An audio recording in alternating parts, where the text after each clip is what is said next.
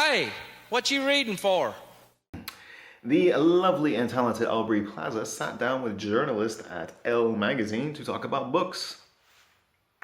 So I figured we'd take a look at her answers and talk about them. I was surprised at how different our opinions are about books. I mean, Aubrey Plaza and I, we have so much in common, yet about books, we have very different opinions, which was surprising for me at first, given as how we are so compatible. Some would even say soulmates. I mean, maybe. But then, I thought about it, and it's true that what Aubrey and I, what we have is, we're not the same person, but we complement each other, right? So in her list of book recommendations, there's a lot of memoir and nonfiction. I never read memoirs. I do not read nonfiction. Almost never. I have no interest in reality. So I was surprised. I'll be honest with you, I was a little bit disappointed too. I was kind of hoping that Aubrey Plaza, like me, had no interest in reality. But then when I thought about it, it makes sense. She's the practical side of our. I mean, I wouldn't call it a relationship. We don't have a relationship, but I mean, our spiritual connection. She's the practical side, and me, no interest in reality at all. So there are some memoirs and some nonfiction, but then there are some fiction titles that really surprised me. So let's jump in and have a look. Oh, no intro sequence. I want to get through this video quickly because when I talk about Aubrey Plaza, I do have a tendency to just, go on and on and on. And I want to spare you that. But I also want you to hit the like button and subscribe to the channel. I think that's what Aubrey would want. I mean, I can't speak for her. Obviously, I would never speak for her.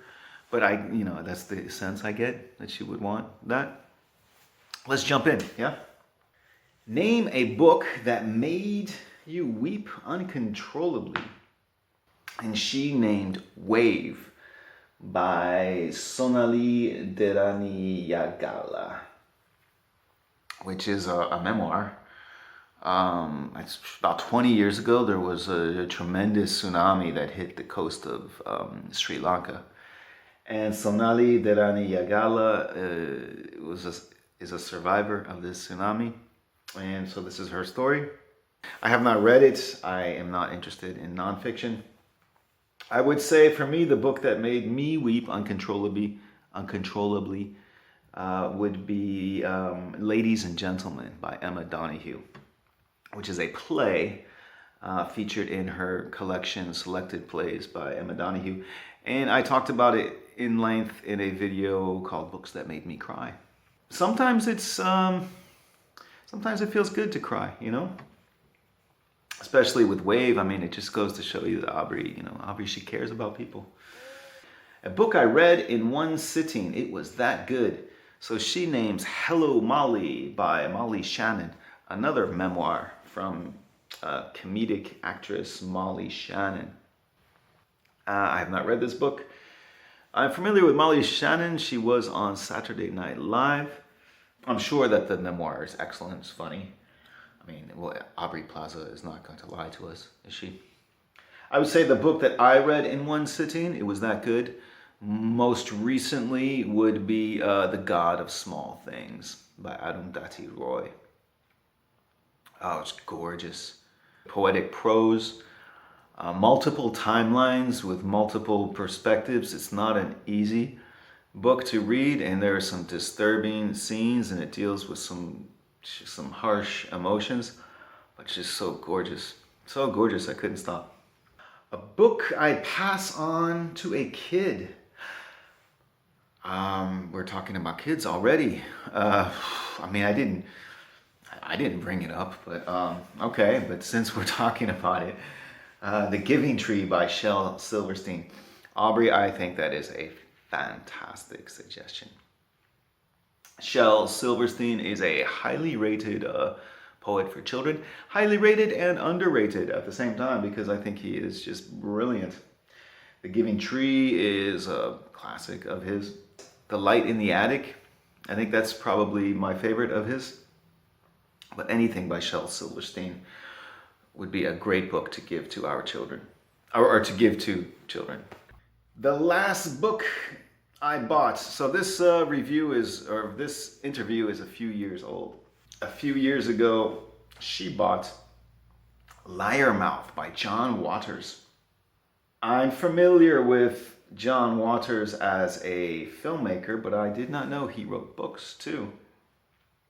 So Liar Mouth is a feel-bad romance. And if you're not familiar with John Waters, he's a filmmaker that's difficult to categorize, but he's definitely got his own voice.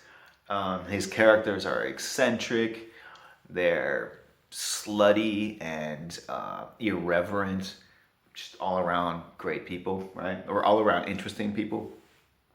And his movies are kind of wacky and irreverent and slutty and trashy. Good fun. So apparently his books are much the same. And it's been decades since I've seen a John Waters movie. But I could get into a John Waters book. I think that would be interesting. So the blurb states, a hilariously filthy tale of sex, crime, and family dysfunction from the brilliantly twisted mind of John Waters, the legendary filmmaker and best-selling author of Mr. Know-It-All. Really, I don't need to read the blurb. I just see that it's a book written by John Waters, and it's giving us, or trying to give us, the John Waters experience, and I'm into that. So I'm going to put that on my TBR. A book that has the best title, and Aubrey Plaza suggests Women by Charles Bukowski. I have never read Charles Bukowski before. Low-life writer and unrepentant alcoholic Henry Kanaski was born to survive. After decades of slacking off at low-paying dead-end jobs, blowing his cash on booze and women, and scrimping by in flea-bitten apartments, Kanaski sees his poetic star rising at last. Now at 50, he is reveling in his sudden rock star life, running 300 hangovers a year and maintaining a sex life that would cripple Casanova. So that doesn't really appeal to me, Charles Bukowski. But Aubrey Plaza likes the title, Women. It's not a bad title. For me, the book with the best title, I go back to We Have Always Lived in the Castle by Shirley Jackson. I love that title and I love that book.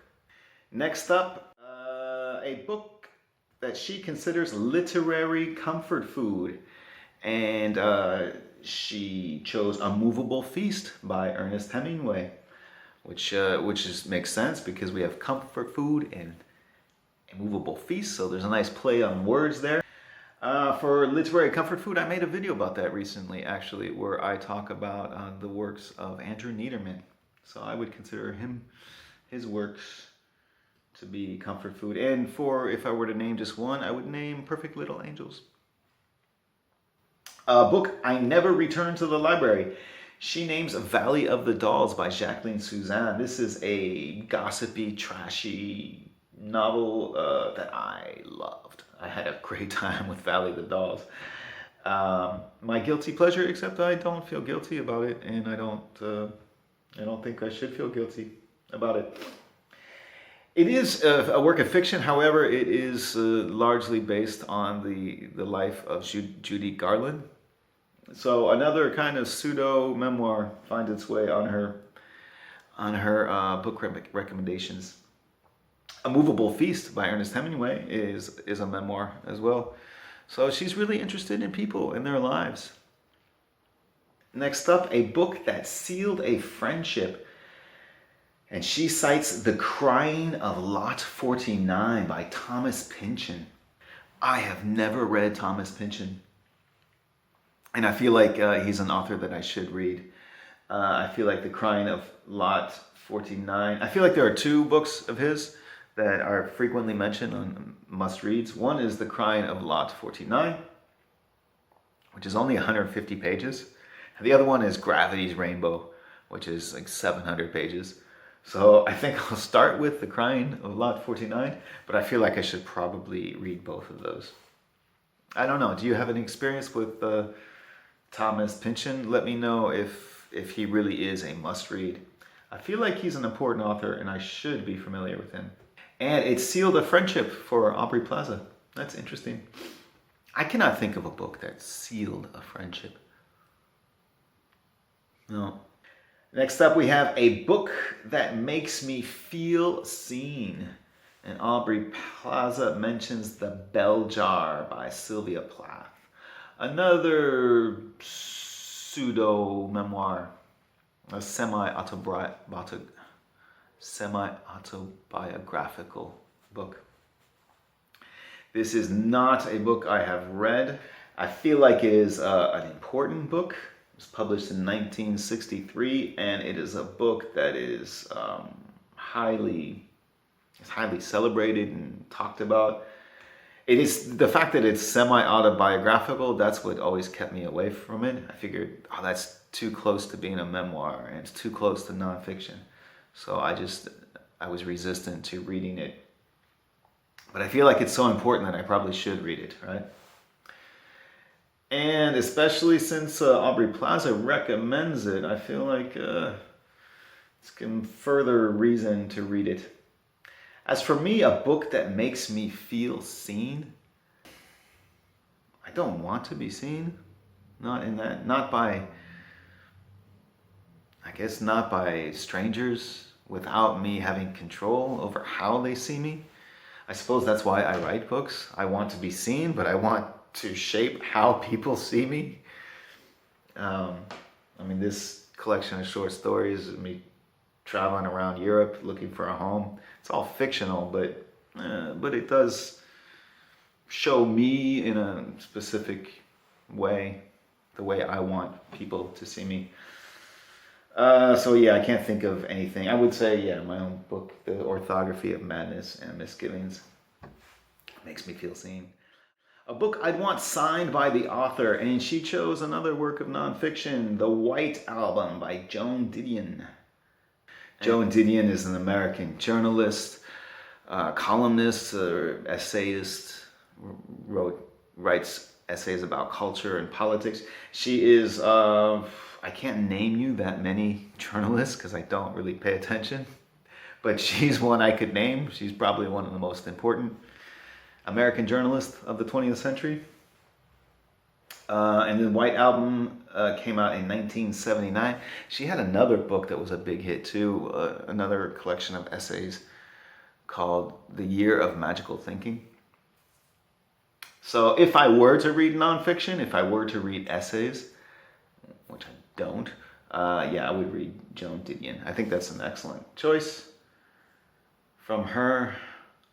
If I could get a book signed by the author, I would say, yeah, something by Emma Donoghue. Maybe her selected plays signed by the author. That would be great. And she's just a stand-up person. She's just really cool and generous, and I think her writing is brilliant. And if I had a book signed by her, that would be really valuable to me. So yeah, a book signed by the author, the selected plays of Emma Donoghue. So I think from all the books that Aubrey Plaza mentions, there's a lot of memoirs, a lot of nonfiction. I have no interest in reality, so I'm going to stay away from those. I am definitely going to check out Thomas Pynchon, The Crying of Lot 49. I'm also curious to check out John Waters' Liarmouth. I think those are the two books that end up on my TBR. Do you have any experience with the books that she talks about, or the books that I talked about in this video? Are you familiar with Thomas Pynchon? Do you think I would like him? Do you think I should read him? He seems like an important author. I feel kind of guilty that I haven't read him before. I also feel guilty for never having read Bell Jar by Sylvia Plath. Should I read that as well? Let me know your opinions. I always look forward to connecting with you in the comment section. Thank you for watching. I'll see you at the next video.